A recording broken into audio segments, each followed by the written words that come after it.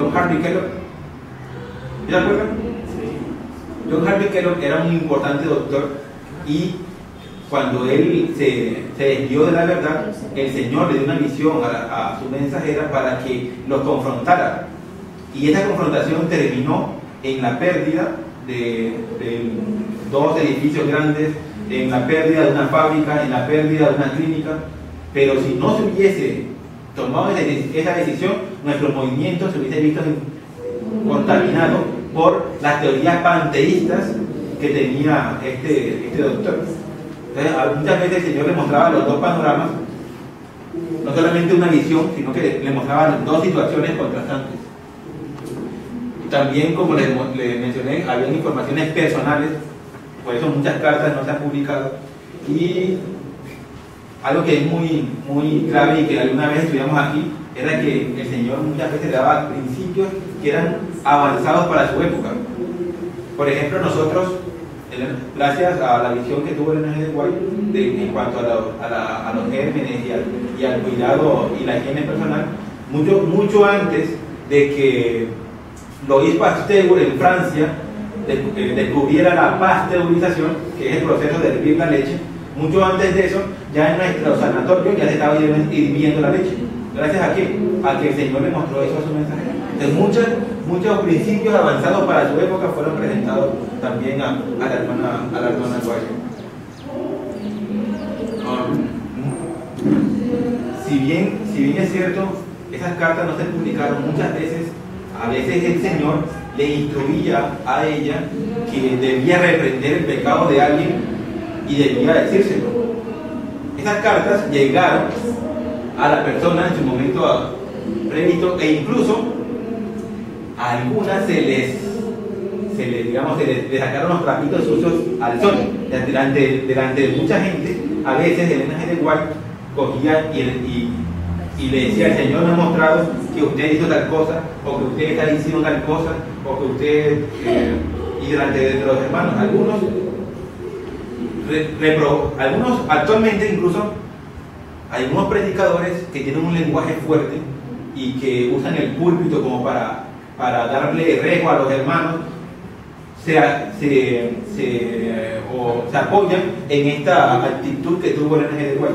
Pero si ustedes ven, la misma hermana Ellen G. White le escribe a uno de sus hijos, a Edson, y le explica y le dice que la razón por la cual ella fue llevada a reprobar el pecado en público era porque esos pecados eran públicos. Cuando el pecado era secreto y era particular, ella hablaba o escribía particularmente o específicamente a esa persona. Pero cuando el pecado era público y afectaba al público, por lo tanto ella lo hacía delante de las personas. Por ejemplo, había un caso de lo que ella mencionó en público, era de un tipo que se burlaba de los hermanos. La burla es hacia otras personas, afecta a las demás personas. Entonces, por lo tanto, ella decidió como darle un poco de su propia medicina a la persona para que viera, para exponerlo en que lo que él estaba haciendo era algo malo. Entonces, por eso la hermana White lo hizo. Pero, digamos, si de 100 veces que ella recriminaba o reprendía algún pecado particular, solamente de 100 habrá un caso que era público. Y eran casos que, como les comentaba, eran con pecado público, y por lo tanto ella lo hacía de esa manera. La siguiente, por favor. A menudo, muchas veces esas visiones que tenía la hermana Ellen G. White ayudaban a confirmar a muchas personas que eran escépticas. Por ejemplo, uno de nuestros pioneros es José Bates. José Bates no creía en Ellen G. White.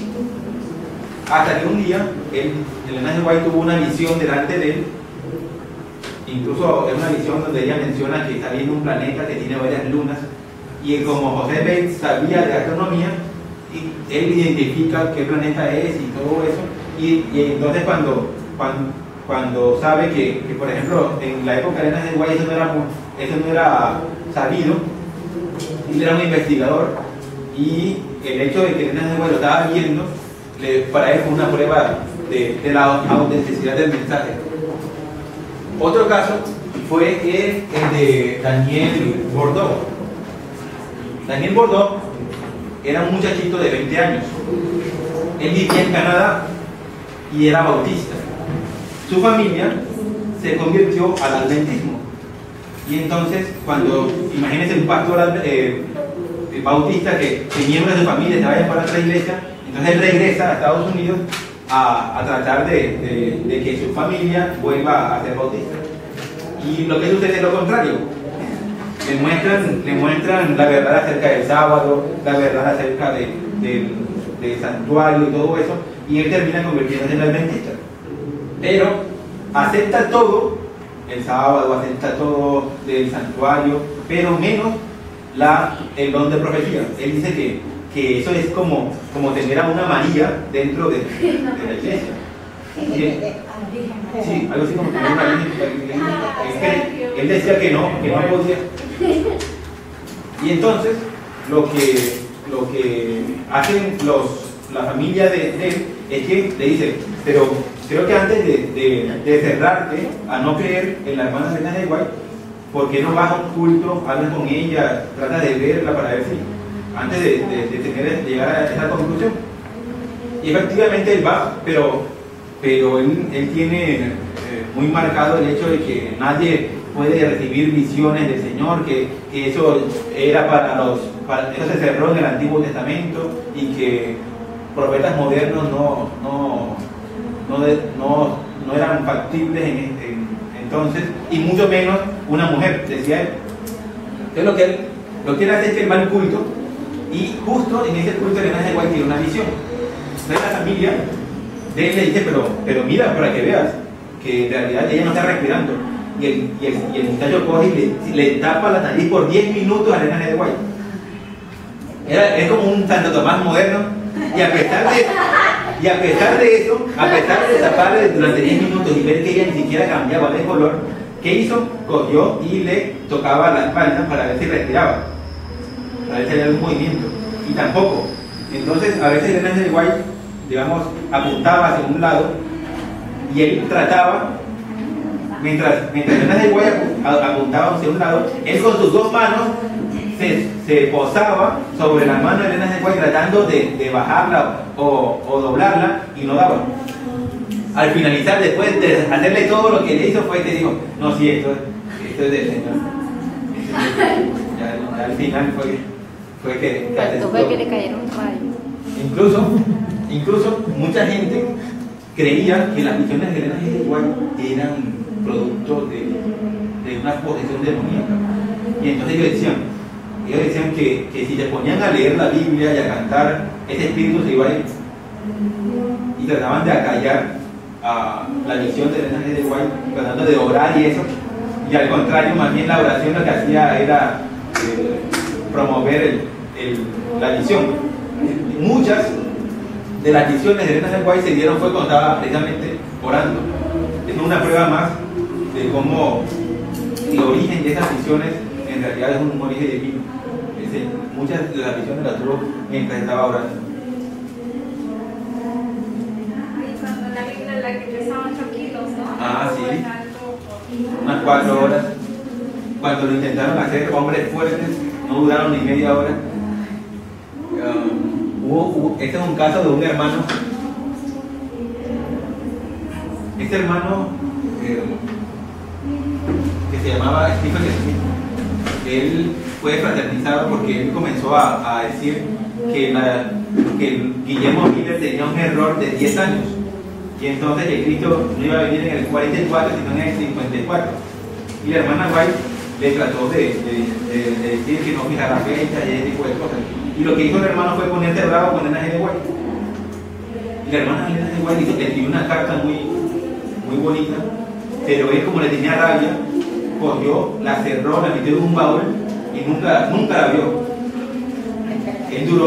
Él fue fraternizado en la iglesia y duró muchos años fuera de la iglesia, hasta que un día la hermana Elena de White le habla y le dice que el Señor lo ama, que el Señor lo perdona, y que el mensaje que el Señor le dio en su momento era para que él regresara. Y entonces él decide ir a su ático, a su balcón, y saca del baúl la carta estaba amarilla ya, y lo lee, y él se pone a llorar y dice que si él hubiese leído esa carta, todos esos años fuera de la iglesia, todos esos años de resentimiento, todos esos años de amargura, se lo hubiese evitado. Pero por rechazar el mensaje del Señor en su momento, tuvo que tener una amarga experiencia. ¿Se acuerdan que ¿cómo se llama el pastor Álvaro Rodríguez, que nos explicó sobre qué era inspiración y ¿se acuerdan? Sí. Pastor Villar. Era Villar, Pastor Villar. Sí, Pastor Villar. Daniel Villar. ¿Sí? ¿Se acuerdan? De las 7 maneras de... Bueno, ¿se acuerdan que algunas de esas teorías y algunos adventistas creen que el mensaje del Señor, cuando el Señor lo transmite, es como si el profeta fuera un copista? ¿Se acuerdan?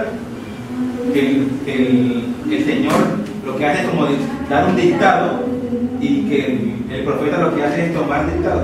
Pero en realidad la inspiración lo que hace es que Dios le muestra algo al profeta y el profeta con sus propias palabras y con su propia cultura y con su propio conocimiento lo plasma. Esa es la verdadera inspiración y es la forma en que lo consideramos los adventistas. Y creemos que eso mismo que pasó con los profetas de la antigüedad pasó con Elena G. de White. Muchas veces ella, en las misiones, esas misiones no eran que el ángel le dictaba lo que tenía que escribir, sino que ella era impresionada por algo que Dios le mostraba y después ella lo escribía. Y esas misiones, muchas veces que el Señor les daba, tenían un propósito. Por ejemplo, en Estados Unidos se firmó una ley para prohibir el consumo de licor. ¿Se acuerdan que en Estados Unidos era prohibido el licor? ¿Se acuerdan? ¿Han escuchado hablar de Al Capone? Sí. Al Capone lo que hacía era contrabandear whisky. Ese era el delito de Al Capone. Porque en Estados Unidos el whisky y el licor era prohibido. En la época de la hermana White fue que se promovió esa ley. Y los hermanos de la iglesia no sabían si ir a votar o no porque era sábado. Y entonces estaban los hermanos reunidos. ¿Y qué hacemos? ¿Votamos? ¿No votamos? Y la hermana White llega en este momento. Y resulta que en esta época fue que la hermana White recibe la visión de la reforma por salud y ve que el licor es mal, que el licor incluso es lo que está ayudando a que la sociedad americana se corrompa y todo eso. Y dice ella, no importa que sea sábado, vamos a ir a votar porque el Señor me ha mostrado que esa es su voluntad. ¿Es lícito hacer bien el sábado? Pero que, y si nosotros el próximo sábado va a haber una votación, ¿ustedes fueran? Vamos a votar. ¿Ah? No. Sí. ¿Ah? Vamos a elegir, vamos a revocar el mandato a Ollantumala. Ay, no Ah, vamos. sí. Era la coyuntura. Nos vamos todos, No vamos. O algo así. Si las votaciones fueran el sábado, muchos de los adventistas tuviéramos problemas con ir, ¿no? ¿Será que pues, se puede? ¿Será que no se puede? Entonces, muchas veces el mensaje llegaba para tomar ese tipo de decisiones. Y el Señor le dijo a su mensajera, no importa que sea sábado, aunque fuera sábado, hay que votar. Como les decía, nuestros pioneros, incluyendo a Elena G. de White, muchos de ellos tenían algunas costumbres que trajeron de sus anteriores iglesias. Por ejemplo, ¿se acuerdan que habíamos mencionado que Elena de White tomaba licor, tomaba vino? ¿Se acuerdan? Muchas veces, incluso ella también comía cerdo. Pero recuerden que lo que habíamos dicho al principio, que es que la luz del Señor es como la luz de la aurora, que va en aumento hasta que ya es perfecto. Si nos hubiesen dado la luz así de un solo de golpe, nos hubiesen dejado ciegos. Entonces por eso el mensaje del Señor vino gradualmente. Y por eso muchas de las cosas que Elena G. de White practicaba antes de recibir una visión una vez recibido el mensaje del Señor, le tocaba cambiar de opinión, incluso cambiar de hábitos. ¿Sabían que Elena G. de White se opuso a la verdad del sábado?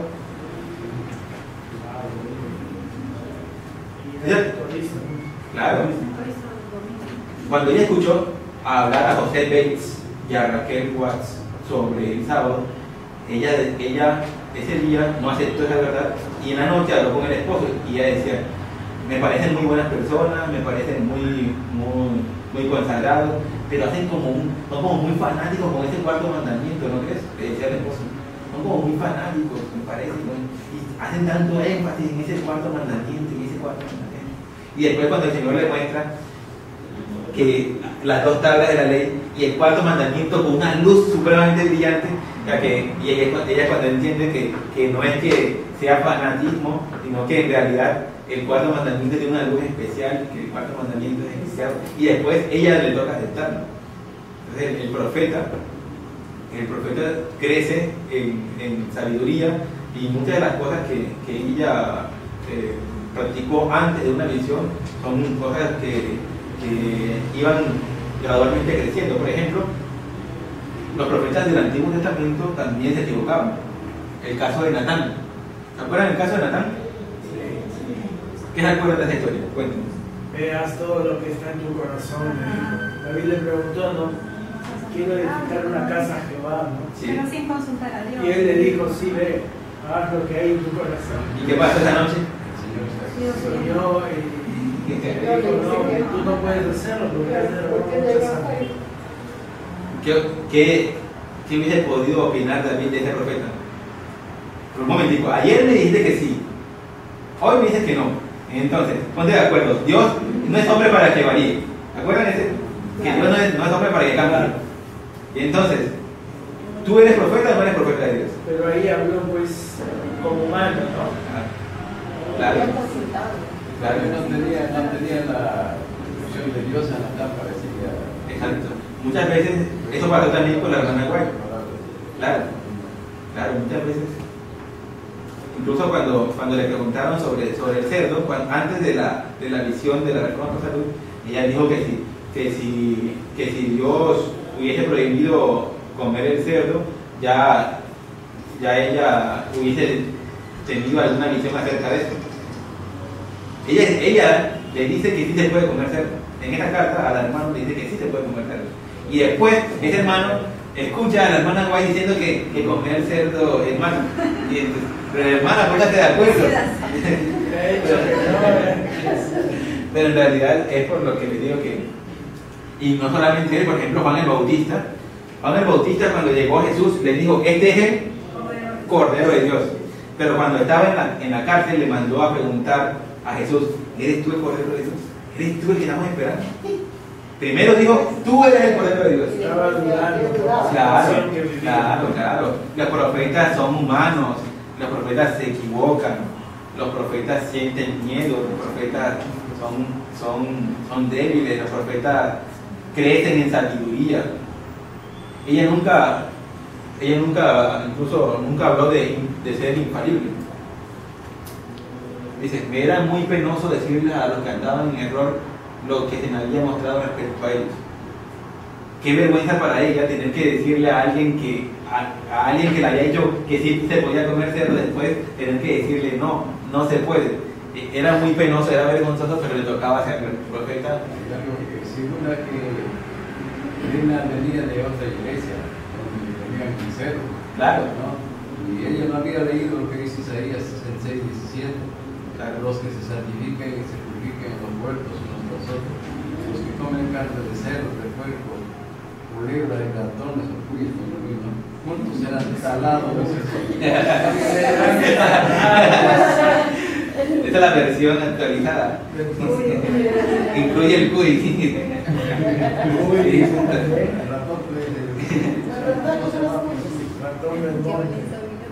Sí, incluso muchas de estas misiones, por ejemplo, ella vio la guerra civil americana, una guerra muy sangrienta que se pasó en Estados Unidos. Esos golpes victoriosos que sucedieron en 1948 ese es el inicio del espiritismo moderno. También en 1888 digamos, el poder del Vaticano no era tanto. Incluso acababa de pasar lo de la Revolución Francesa y el papado tenía muy poco poder en ese sitio. Fue en 1929 cuando se le devuelven las tierras al Papa y todo lo demás, pero en el siglo XIX, que es cuando vive Elena de White, el papado no tenía el poder que tuvo en la Edad Media. Sin embargo, ella habla de que pronto el papado iba a resurgir con poder. Y lo otro es que acababa de pasar no mucho tiempo de la reforma protestante, el cisma entre la Iglesia Católica y los protestantes. Incluso hubo guerras, por ejemplo, las guerras europeas, las guerras del siglo XVII y siglo XVIII, muchas veces esas guerras eran por la religión, entre protestantes y católicos. Inglaterra se declaró anglicana y por eso España, que era católica, le declara la guerra y así. Y justo en el siglo XIX, cuando ella escribe, hay como un resentimiento entre católicos y protestantes, y ella dice que los católicos y los protestantes se van a unir y van a crear lo que se llama la triple alianza con el espiritismo. Esto lo dice ella en 1885. Entonces él ahora, y uno le dice a un evangélico, a un protestante, uno le dice que en el futuro ellos van a unir con el catolicismo. Y ellos dicen, no, nosotros somos muy diferentes, nosotros nunca nos uniríamos a ellos. Sin embargo, ¿esto es lo que está ocurriendo o no? El domingo está muriendo. Claro. La Iglesia Católica cree en el infierno, en claro. y los evangélicos creen. Claro. Están unidos. Claro.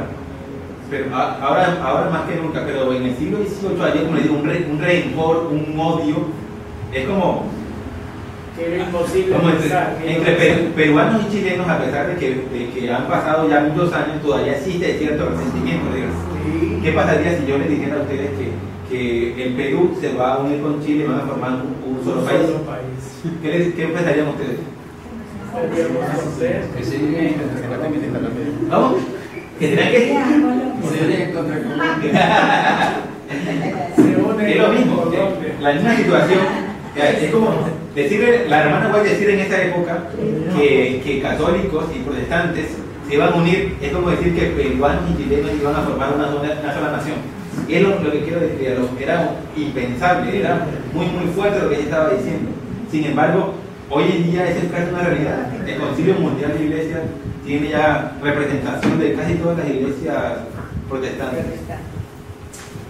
También los principios sobre la salud, y ella vio en 1845-48, cuando éramos un pequeño pueblo todavía, éramos unos cuantos cientos y solamente estábamos en Estados Unidos. Ella ve un mapamundi, un globo terráqueo, y ve ese globo terráqueo encendiéndose en diferentes países. Y es cuando el Señor le muestra que la obra tiene que salir de Estados Unidos y tiene que ir a todos los países que ella vio en el globo terráqueo. Incluso no les mostró el nombre de los países. Ella después tuvo que buscar un globo terráqueo y ver qué país era. Y en el orden que le mostró el Señor fue en el orden que se estableció la obra. Primero en Europa, después en Australia, y después en los diferentes países.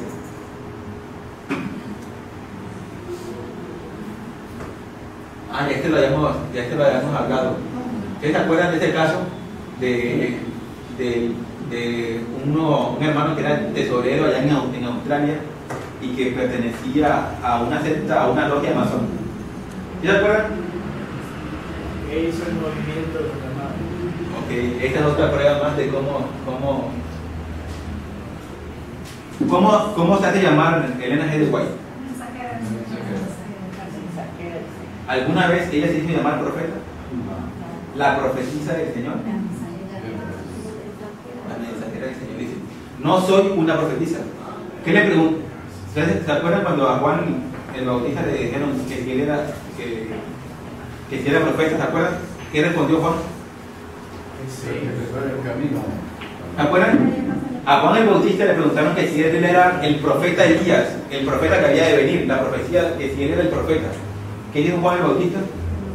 Que no.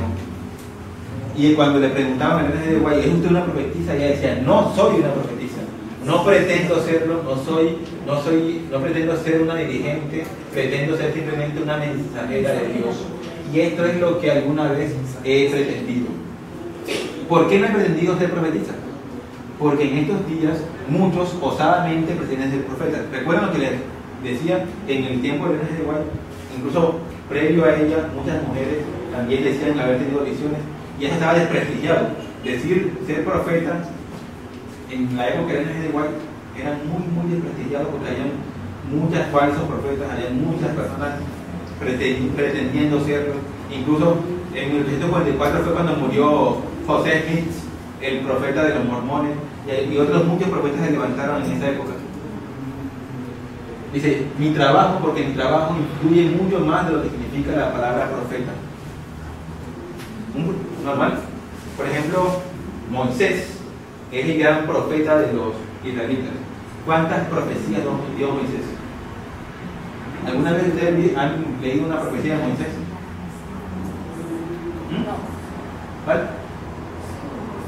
¿Cuál profeta de Moisés? ¿Cuál profecía de Moisés han Cuando cruzaron el mar, ¿sí? lo del pueblo de Israel. ¿Qué otra profecía? Normalmente una profecía, por ejemplo la de Daniel, que dice que durante 1260 años, 2300 y todo este tipo de cosas, pero el profeta Moisés no habla de una profecía de tiempo, no dice que en el futuro va a suceder. De profecía. Sí. Entonces por eso la hermana White dice que su obra es más allá de un profeta.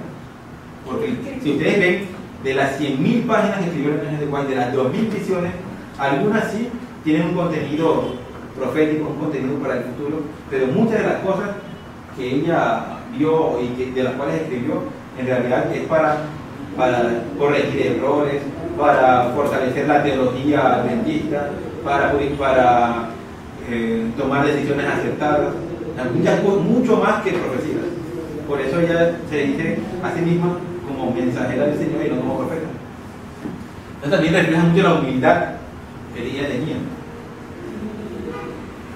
Muchas veces, lo que les comentaba, el profeta era visto como que alguien que no podía errar, alguien que no podía equivocarse, y por eso tampoco ella se hace tomar este título. Pero acabamos de ver ahorita cómo Juan el Bautista se equivocó, cómo Natán, ¿se acuerdan? Cómo Natán se equivocó. Los profetas no son infalibles, los profetas se pueden equivocar. ¿Sí? ¿Se acuerdan incluso del apóstol Pedro? El apóstol Pedro cita a Jeremías, cuando en realidad quien escribió eso fue Zacarías. ¿Se acuerdan? ¿Se acuerdan de eso? Entonces el apóstol Pedro incluso también se equivocó. Los profetas se pueden equivocar.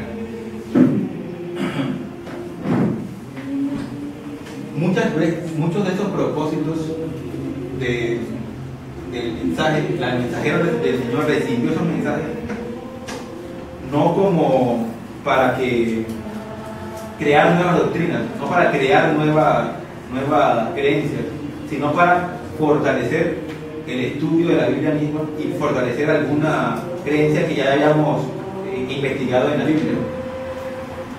Nuestros pioneros, como ahora, allí estaban siendo bombardeados por diferentes creencias que había.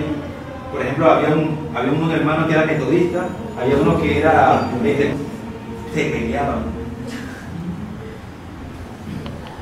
Muchas veces Elena de White no podía hablar sobre algún tema porque su esposo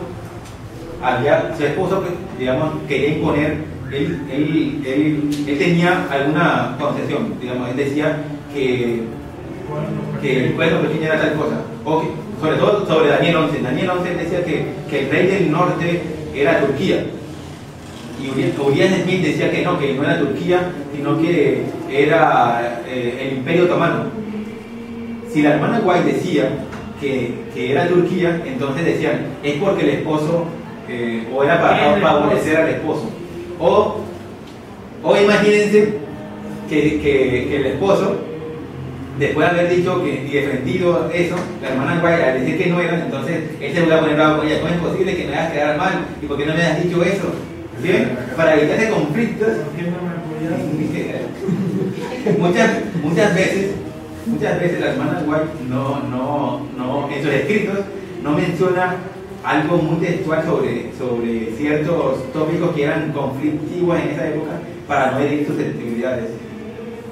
Sobre todo porque había muchas personas allí que no manejaban bien esos conflictos. Incluso el mismo Jaime White a veces se iba de tú a tú con Uriah Smith y con otros pioneros, porque cada uno tenía una opinión diferente.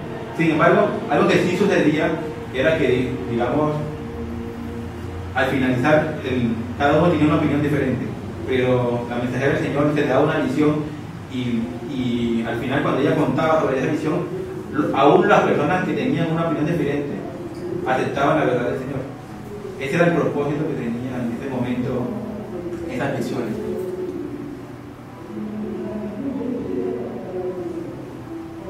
En Mensajes Selectos, tomo 1, la página 94, dice que el último gran engaño del enemigo para con la iglesia va a ser que va a dejar sin efecto el testimonio del Espíritu de profecía. Eso está primero en Mensajes Selectos, tomo 1, la página 94. El último gran engaño de Satanás para con la iglesia adventista va a ser dejar sin efecto el testimonio del Espíritu de profecía. Y de allí que es claro lo que estamos haciendo nosotros estos sábados, de venir a aprender más del Espíritu de profecía, tener más confianza en lo que el Señor habló acerca del mensaje a través de nuestra hermana Elena G. de White. ¿Por qué? Una vez debilitada la fe del pueblo de Dios en estos testimonios, le voy a contar cómo le pasó a un amigo. Yo le daba estudios bíblicos a un compañero de la universidad. Duramos años dándole estudios bíblicos y él aceptó gradualmente la verdad. Guardaba el sábado, devolvía el diezmo, ya creía en el santuario celestial, participaba activamente en la iglesia y venía el momento del bautismo. Entonces, previo al bautismo, ustedes recuerdan que para poder bautizarse hay un voto bautismal, y en el voto bautismal incluye el hecho de manifestar la fe o no en el Espíritu de profecía, ¿de acuerdo? ¿Cree usted en que el Espíritu de profecía se manifestó en Elena G. de White? Tiene que levantar la mano. Y él dijo, un momentico, Elena G. de White. No, él me decía, pero ¿cómo así? ¿Ustedes adoran a Elena G. de White? Y yo, no adoran a Elena G. de White. Y duramos meses hablando de el estudio bíblico más largo que he dado sobre Elena G. de White. Meses. Y él no fue capaz de asimilarlo. No puede ser, Pablo, no puede ser. Y él había estudiado la doctrina de los mormones, había estudiado muchas de otras denominaciones, y él decía, cada vez que yo encuentro que una iglesia en particular tiene un profeta, he visto que esa iglesia es falsa. Tipo los mormones, tipo Testigo de Jehová. Entonces, los adventistas, al tener a Elena G. de White, eso es prueba de que también son falsos. Dejó de guardar el sábado, dejó de volver el diezmo, dejó de asistir a la iglesia, y años después incluso estaba saliendo. Lo último que supe de él en ese momento era que estaba viviendo de mujeres. Se dedicó a eso, dejó incluso la universidad para... El tipo, él era alto, acuerpado, simpático, y vivía de las novias, que sacaba dinero. Donde él dice que una cosa es cierta: aquellos que se opongan en el final del tiempo y sigan a la apostasía, primero abandonarán su fe en los testimonios. El primer paso, por eso le estaba contando esta historia de mi amigo. Todo lo demás se derrumbó al no aceptar la verdad del Espíritu de profecía. Todo lo demás, ¿por qué? Porque dicen, la razón por la cual la iglesia adventista es única en su doctrina, es única en su creencia, se debe en gran medida a la influencia que tuvo Elena G. de White. Por lo tanto, si sacas de la ecuación a Elena G. de White, el sábado, el santuario, todo lo demás comienza a desmoronarse. Ese es el primer paso. Pues más que Elena de White creó el espíritu de profecía. Exacto, más bien eso. Esa es la expresión correcta. Si sacas al espíritu de profecía, todo lo que nos ha hecho distinto se nos cae. Y como conclusión, lo que dice el mensaje del Señor, las consecuencias trágicas de desacreditar los libros del espíritu de profecía.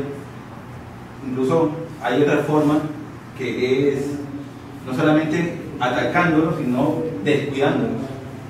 Porque aquella persona que cree o dice creer en el espíritu de profecía, pero nunca los ha leído o nunca los lee, puede ser tan débil como aquella persona que lo rechaza. Claro, la estrategia de Satanás es, cuando recién empezó la reforma, era atacar, ¿no? Matar a todos los que creían en la reforma, pero la sangre de los cristianos es semilla, dijeron, ¿no? Después su estrategia fue, ya tiene la Biblia, todo, pero evitar que la lean, evitar que se estudie este tema, ¿no? Entonces, en eso es nuestro objetivo como centro